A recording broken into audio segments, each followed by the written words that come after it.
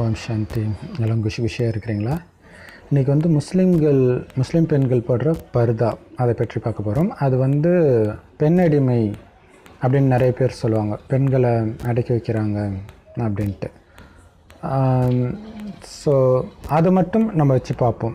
ஏன்னா அதுக்கு அடுத்தது இல்லை, பெண்களுக்கு மறுமணம் சுதந்திரம் கூட இருக்குது அப்படி இப்படின்னு போவாங்க. ஸோ அது எந்தளவுக்கு நமக்கு தெரியாது. பட் ஆனால் இந்த பர்தா விஷயம் மட்டும் பெண் அடிமையா அப்படின்னு நம்ம பார்க்க போகிறோம்.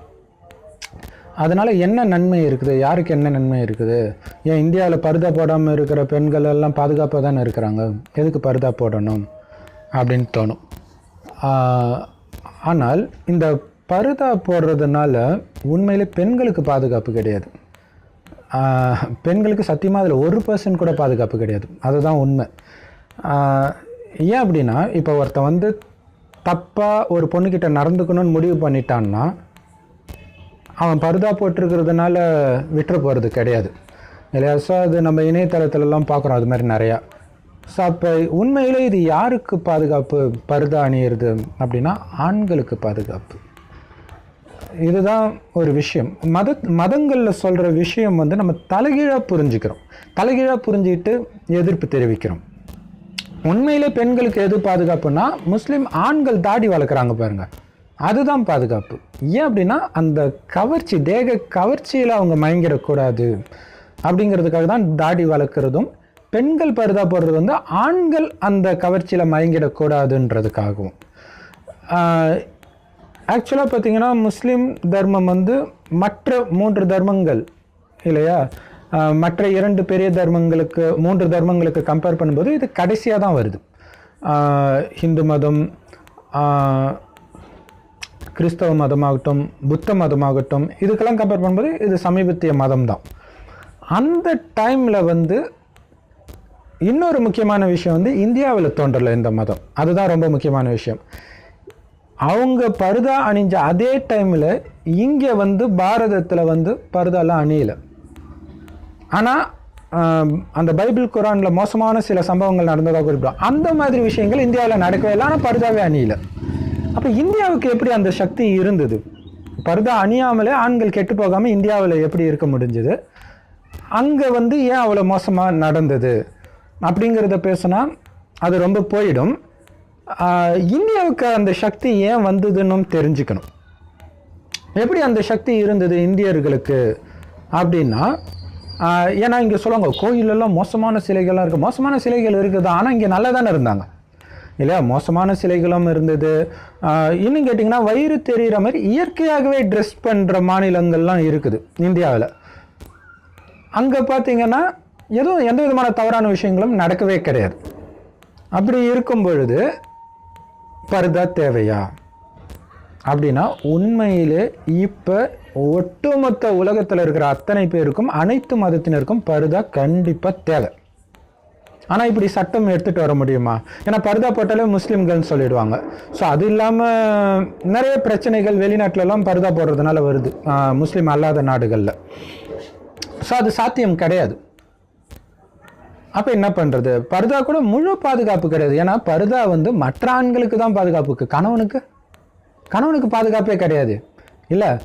ஸோ என்ன அப்படின்னா, அந்த உடலுடைய கவர்ச்சி மனிதனை ஒரு வினாடியில் மதிமயக்குது.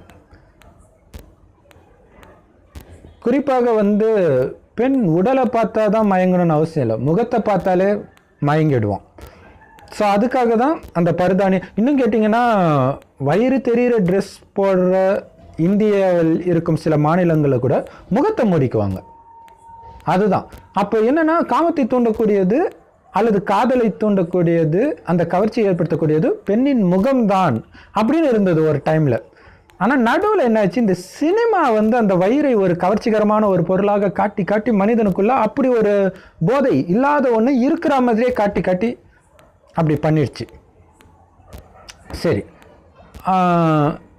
இப்போ பர்தா ஏன் இப்போ ரொம்ப முக்கியம்? ஆனால் இதுக்கு முன்னாடி சத்தியமாக தேவை கிடையாது தான். பாரதத்துக்கு தேவையில்லை, மற்ற இதை பற்றி நமக்கு தெரியாது. பாரதத்தை பொறுத்த வரைக்கும் இது வரைக்கும் தேவையில்லை, ஆனால் இப்போ கண்டிப்பாக தேவை. ஆனால் இப்போ தான் ரொம்பவே மோசமாக ட்ரெஸ் பண்ணுறது, கேட்டால் அது ஒரு பெண் உரிமை அப்படி ஆயிடுச்சு இல்லையா? அந்த கற்பை பற்றி இலக்கியங்களை போட்டு இருக்கிறத சொன்னால் ஒரு டைமில் என்ன ஆயிடுச்சு, அந்த பெரியார் வந்த டைமில் பெண்ணுக்கு மட்டும்தான் பெரியார் வந்து கற்பே தேவையில்லைன்னு சொல்கிறார். ஸோ அவரை விட்டுருங்க. பட் அதுக்கப்புறமே ஒரு டைமில் வந்து பெண்ணுக்கு மட்டும்தான் கற்பு, ஆண்களுக்கு கிடையாது, இப்படியெல்லாம் பட்டிமன்றம் வந்துச்சு. அதுக்கப்புறம் என்னாச்சு, பெண் மட்டும் ஆண் மட்டும் என்ன வேணாலும் பண்ணலாம், பெண் மட்டும் பண்ணக்கூடாதா? அப்படியே அங்கே இப்படி எப்படி ஆயிடுச்சு பாருங்க. ஏன் பெண்ணை வந்து இப்படி பொத்தி பொத்தி வைக்கிறாங்க அப்படின்னு தோணும் இல்லையா? அந்த முஸ்லீம் நாடுகள்லேயே கூட பார்த்தீங்கன்னா பெண்ணுக்கு தான் போடுறாங்க பர்தா, ஏன் ஆணுக்கு போடலை? ஏன்னா ஒரு விதத்தில் அந்த ட்ரெஸ்ஸே ஒரு பர்தா மாதிரி தான் இருக்கும். ஆண்கள் போடுற ட்ரெஸ்ஸு கூட அப்படியே தொலை கை கால் ஃபுல்லாக கவர் பண்ணி தான் இருக்கும், முகம் மட்டும் கவர் ஆகிருக்காது, அதுக்கு தாடி. மேபி ஆண் பெண்ட்டு வித்தியாசம் தெரியணுன்றதுக்காக வேணால் அப்படி இருக்கலாம். ஏன் இந்தியாவுக்கு பர்தா இல்லாமல் இவ்வளோ நாள் தாக்கு பிடிச்சிது அப்படின்னா, இந்தியாவில் மட்டும்தான் அடிக்கடி பிரம்மச்சரிய விரதம் இருப்பாங்க. எந்த விதமான கட்டாயமும் யாரும் திணிக்காமலே இல்லையா? இங்கே வந்து வேதத்தை படித்தே ஆகணும், கோயிலே ஆகணும் அப்படின்னு மற்ற மதங்களை மாதிரி இங்கே எந்த ரெஸ்ட்ரிக்ஷனும் கிடையாது. இருந்தாலும் பிரம்மச்சரியம் கடைபிடிப்பாங்க. எந்த விரதம்னாலும் பிரம்மச்சரியம் சொல்லவே தேவையில்ல, அதுவும் ஆட் ஆனது தான் இல்லையா? ஸோ அப்படி இருக்கும். ஸோ அந்த பிரம்மச்சரியத்தின் மீது அவங்களுக்கு அப்படி ஒரு ஒரு ஈர்ப்பு இருக்குது இந்தியர்களுக்கு மட்டுமே இல்லையா? மற்றவர்களுக்கு வந்து இப்போ கன்னிகாஸ்திரி ஆனால் தான் அப்படி இருக்கணும். ஸோ இருக்கிறாங்களா இல்லையான்றது வேற, ஆனால் இருந்தே ஆகணும்னு ரூல்ஸ் இருக்குது. இங்கே வந்து அப்படி எந்த ரூல்ஸுமே கிடையாது பொதுமக்களுக்கு, ஆக்சுவலாக யாருக்குமே கிடையாது. பட் இயற்கையாகவே அவங்க விசேஷ நாட்களில், இன்னும் கேட்டிங்கன்னா ஒரு சில மாதங்கள் ஃபுல்லாகவே கூட பிரம்மச்சரியம் கடைபிடித்தது உண்டு. அப்படிப்பட்ட அந்த புனிதமான மாதங்கள் தான் புரட்டாசி மாதம், ஐப்பசி மாதம், இப்படியெல்லாம். இப்போ வந்து பிரம்மச்சரிய விரதத்தை மட்டும் கட் பண்ணிவிட்டு அந்த கரிமீன் மட்டும் சாப்பிடாம இருக்கிறாங்க.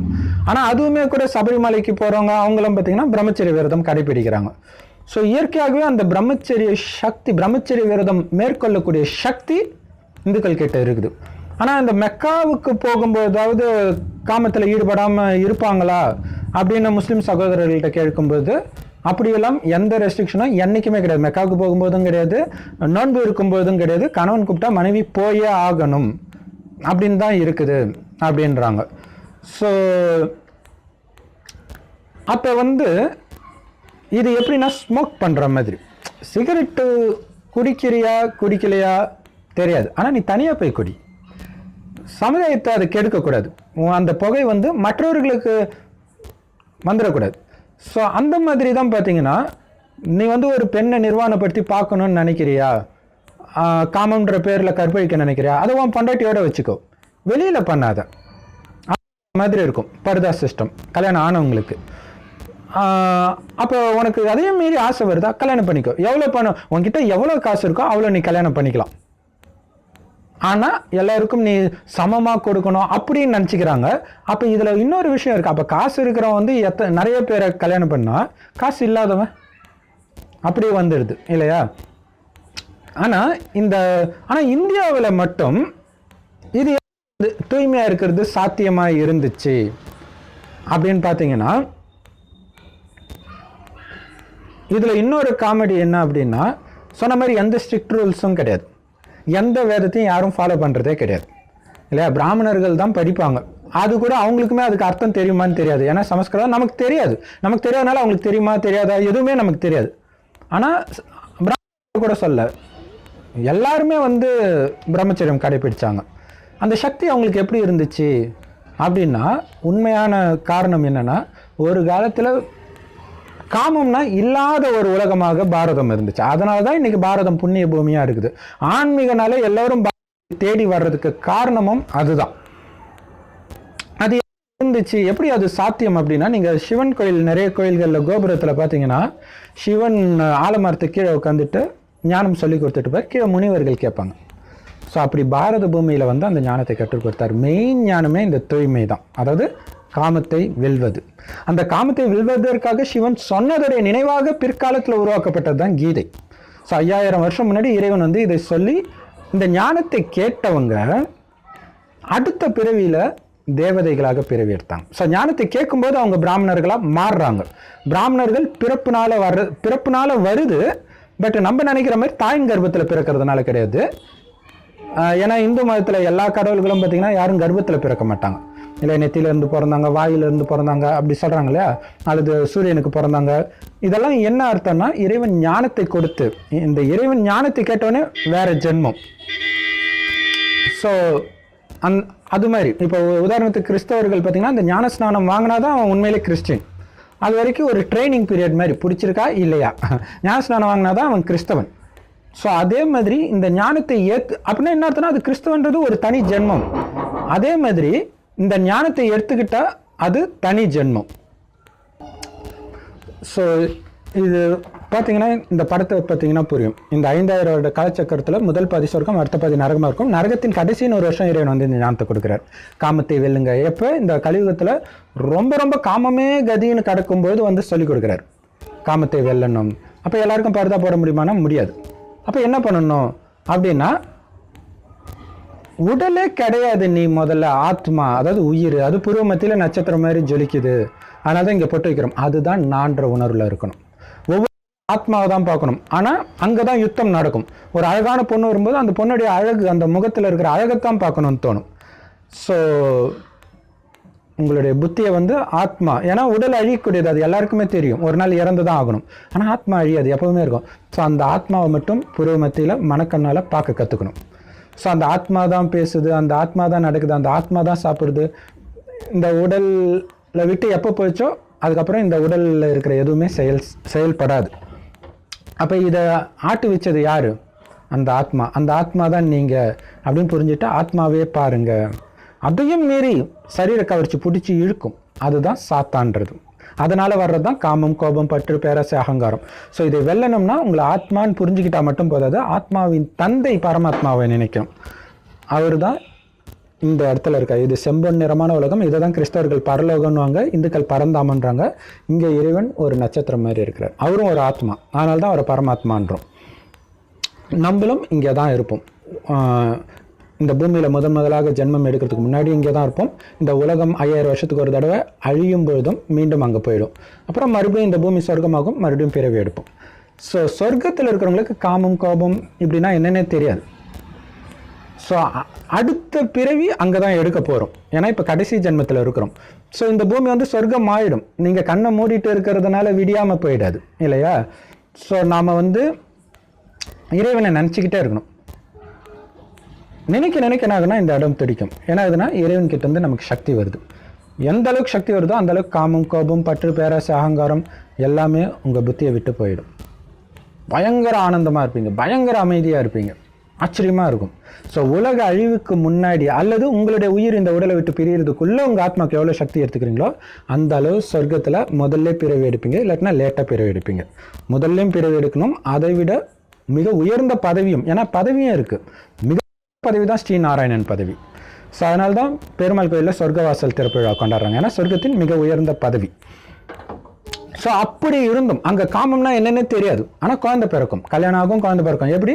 யோக பலத்தின் மூலம். நமக்கு ஒரு வாரிசு வேணும்னு கணவனும் மனைவியும் நினைப்பாங்க, பெண் கருத்தரிப்பாள். அதனால தான் இப்போ கூட தவம் கிடந்து ஒன்று பெத்தனே அப்படின்ற பேச்சு வழக்கம் இருக்குது, ஆனால் அதோடைய அர்த்தத்தை மறந்துட்டாங்க இப்போ.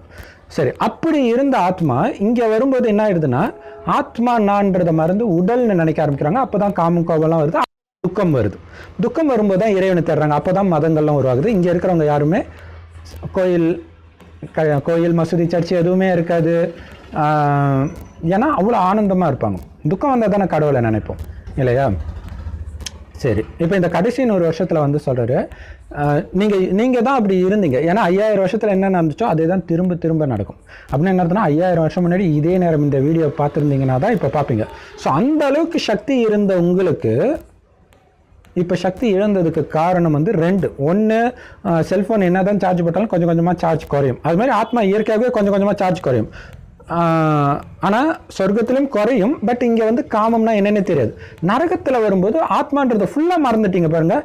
அப்போ உடல் உணர்வு வரும்போது ஸ்பீடாக ஆத்மாவுடைய சக்தி குறையுது. ஸோ அது குறையிறதுக்கு ஹெல்ப் பண்ணுறதுக்கு தான் சினிமா, இன்டர்நெட்டு, மக்கள் பேசுகிற அந்த ஆபாச விஷயங்கள் எல்லாமே காமம் ரைட்டு, காமம் புனிதம் அப்படி இப்படின்னு போயிடுச்சு. ஸோ அந்த டைமில் காமத்தை வெல்றது ரொம்ப ரொம்ப கஷ்டம். ஸோ எடுத்து ஆத்மாக்கு சக்தி கிடையாது. இதில் ஒரு பெரிய ஆச்சரியம் என்னன்னா, நம்மள அறியாமல் ஒன்று நினச்சிட்டு இருக்கிறோம். என்னன்னா, மேலை நாடுகளில் வந்து நிர்வாணமாக இருக்கிறது வந்து ரொம்ப ஈஸி, ஆபாச உடை அணியிறாங்க. ஸோ இங்கெல்லாம் மூடி மூடி வைக்கிறதுனால தான் அது என்னன்னு தெரிஞ்சுக்கணுன்ற ஆர்வம் இருக்குது அப்படின்னு தோணும். அது வந்து இப்போதைக்கு அது ரைட்டு மாதிரியும் தெரியும். ஏன் அப்படி தெரியும்னா, ஆர்வமே காமத்துடைய முதல் படி தான். ஆனால் இந்த தெரிஞ்சுக்கணுன்ற ஆர்வமே சொர்க்கத்தில் இருக்காது. எதை பற்றியுமே தெரிஞ்சுக்கணுன்ற ஆர்வம் இருக்காது. பயங்கர ஆனந்தமாக இருப்பீங்க, எல்லாமே உங்களுக்கு இருக்கும். அந்த தெரிஞ்சுக்கணுன்ற ஆர்வம் தான் அப்படியே போய் போய் போய் கடைசியில் பார்த்தீங்கன்னா திருப்தியே ஆகாது. எதை தெரிஞ்சாலும் இல்லையா, ஒரு மனைவியோடைய அழகை ரசித்த பிறகு அடுத்த செகண்டு அப்போ மற்ற பெண்களும் இப்படி தான் இருப்பாங்களா அப்படி போகும். அப்படியே கிடச்சிட்டாலும் அடுத்தது இன்னொன்று இப்படியே போயிட்டே இருக்கும். படத்தின் மூலமாக தெரிஞ்சுக்கிறது. ஸோ இது தான் ரேப்பு, குழந்தை பாலியல் பலாத்காரம் எல்லாமே.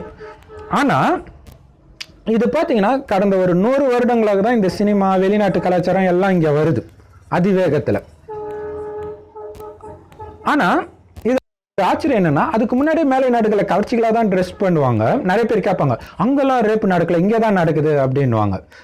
கவர்ச்சிகரமாக ட்ரெஸ் பண்ணாலும் ஒன்று அவங்களுடைய கிளைமேட் அதுக்கேற்ற மாதிரி ட்ரெஸ்ஸு. இன்னொரு விஷயம் என்னன்னா, அவங்களுக்கு சக்தி இருக்கும். ஏன் சக்தி இருக்குன்னா, இப்போ கிறிஸ்தவ தர்மத்து ஆத்மா அப்படின்னா, அதாவது இந்த ஞானத்தை எடுக்காதவங்க, கிறிஸ்டினா பிறந்தவங்க எல்லாம் கிறிஸ்தவ தர்மத்து ஆத்மா இல்லை, அவங்க இங்கேருந்து போயிருப்பாங்க. ஆனால் அந்த ஆத்மாவே இருக்கு. அது வந்து எப்படின்னா, கிறிஸ்து பிறக்கிறாருல 2000 வருஷம் முன்னாடி. ஸோ அதுக்கு அப்புறம் தான் அந்த ஆத்மாவே மேலே இருந்தே வரும். ஏன்னா இந்த ஞானத்தை எடுக்காதனால அவங்க சொர்க்கத்துக்கு வர மாட்டாங்க, அப்புறம் தான் வரும். இருந்தாலும் முதலாக வரும்போது தூய்மையாக தான் இருக்கும் எல்லா ஆத்மாவும். அப்போ தூய்மையாக இருக்கும்போது ஆத்மாவுக்கு அந்த சக்தி இருக்கும். அதனால தான் அவங்களுக்கு வந்து காமம் ஒரு பெரிய விஷயமா இல்லாமல் இருந்தது. ஆனால் இந்துக்கள் பாரதத்தில் இருந்தவங்க பார்த்தீங்கன்னா சக்தி இழந்துட்டு, அதாவது வெளிநாட்டில் வந்து நிறைய கல்யாணம் பண்ணுறான் அப்படி இப்படின்னு நம்ம தப்பாக பேசுகிறோம். அவன் நிறைய கல்யாணம் பண்ணானோ இல்லையோ அதை விட்டுருங்க. இங்கே வந்து இருந்தீங்களா, ஆனால் தினம் தினம் காமம். காரணம் அந்த கர்ப்பத்தடை சாதனம்லாம் வந்ததுக்கப்புறம் தினம் தினம் காமம். ஆனால் வெளிநாடுகளில் பார்த்தீங்கன்னா கொஞ்ச நாள் இருப்பாங்க, பிரிஞ்சு போயிடுவாங்க. பிரிஞ்சு போய் அவன் மறுபடியும் மனநிலை ஒன்றாகி அடுத்து லவ் பண்ணுறதுக்கு வந்து டைம் ஆகும். சில சமயம் வருஷக்கணக்கில் கேப் ஆகும். ஆனால் இங்கே கூட போகிறாங்க. அப்போ தினம் தினம் காமத்தில் இருக்கும்போது ஆத்மாவுடைய சக்தி ரொம்ப இறங்கும். அதனால தான் பார்த்தீங்கன்னா இந்த 100 வருஷத்தில் வந்த 100 வருஷன்றதை விட இந்த கடைசி 20 வருஷம் தான், அல்ல 10 வருஷத்துல தான் அதிகம். இந்த நெட்டெல்லாம் வந்து பயங்கரமாகி அப்போ பார்த்தீங்கன்னா இருக்கிறதுலே ரொம்ப மோசமாக விழுந்தது இந்தியா தான்.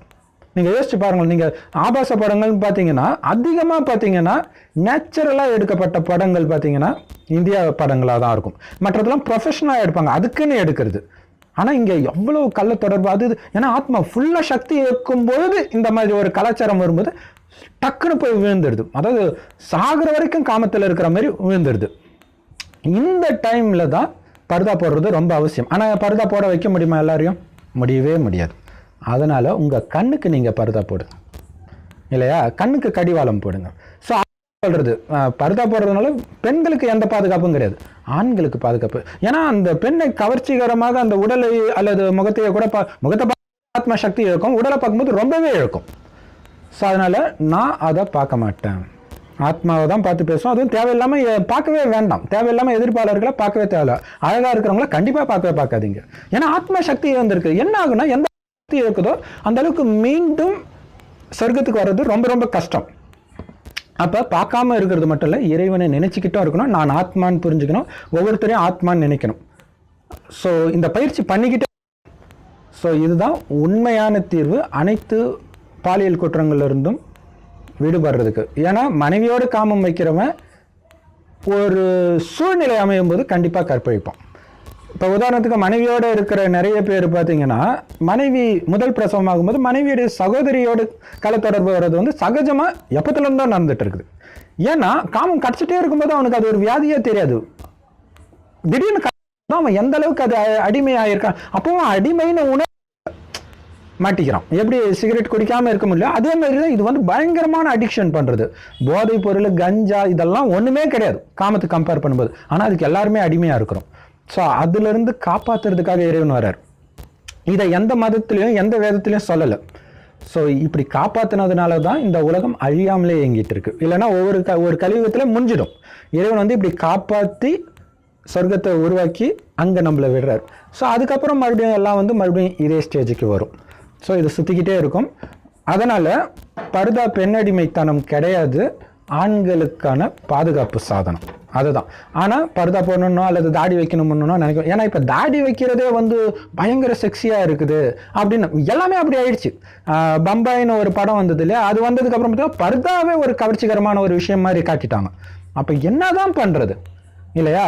ஸோ ஒரே வழி, உங்களை ஆத்மான்னு புரிஞ்சுக்கிட்டு ஆத்மான்னு பாருங்கள், இறைவனை நினைவு பண்ணிட்டுருங்க, அப்போ தான் தப்பிப்பீங்க. கூடவே இறைவன் சொல்கிற ஞானத்தையும் கேட்கணும். அதை வந்து முரளின்னு சொல்லுவோம். எல்லா ராஜயோக தியான நிலையங்களும் முற்றிலும் இலவசமாக போதிக்கப்படுது. அதை நீங்கள் யூடியூப்பில் பிகே சரவணகுமார் தமிழ் முரளி அப்படின்னு போட்டால் வரும். அப்படி இல்லைன்னா நீங்கள் இந்த ஃபோன் நம்பருக்கு மெசேஜ் பண்ணிங்கன்னா டெய்லியும் அந்த முரளி வீடியோஸ் அனுப்புவோம். +91 98 946 71743. கூடவே ராஜயோக தியான நிலையங்களின் முகவரியும் அனுப்புவோம். ஸோ அவசியம் இறைவன் கொடுக்குற ஞானத்தை நம்ம கேட்டுக்கிட்டே இருக்கணும். அப்போ தான் காமம் வந்து ஒரு அருவருப்பான விஷயம்னு நமக்கு தெரியும். இல்லைன்னா அது ஒரு கவர்ச்சிகரமான விஷயம். அதாவது எப்படின்னா, மாட்டுக்கறி சாப்பிட்றவங்க கிட்ட போனீங்கன்னா உங்களால் போகவே முடியாது, அப்படி நாரும் உடம்பு. ஆனால் மாட்டுக்கறி சாப்பிட்றவங்களுக்கு நாராது. 2 பேர் சாப்பிட்டா அவங்களுக்குள்ள நாராது. அதே மாதிரி தான் நீங்கள் காமத்தை விட்டு விலகி இருக்கும்போது காமத்தில் ஈடுபடுறவங்க பக்கத்தில் வந்து அவங்களால நிற்க முடியாது. அப்படியே ஒரு அழுகி போன மாதிரி நாரும். நீங்கள் தூய்மையாக இருக்கும்போது தான் தெரியும். அதாவது கூவத்திலே உங்களுக்கு கூவத்துடைய நாத்தம் தெரியாது, புதுசாக போகிறவங்களுக்கு தான் நாரும். அதே மாதிரி தான் இது. ஸோ இது துர்நாற்றம்ன்ற விஷயத்தை வந்து உலகத்தில் யாருமே சொல்லலை, இறைவன் தான் சொல்கிறார். ஸோ அது மாதிரி நீங்கள் தூய்மையாக இருந்து இறைவன் நினைவிலே இருக்கும்போது தான் அது உங்களுக்கு புரியும். ஸோ அதுதான் உண்மையிலே இந்த உலகத்தையே காப்பாற்றுறதுக்கான ஒரே வழி. ஓம் சாந்தி. தேங்க்ஸ் ஃபார் வாட்சிங்.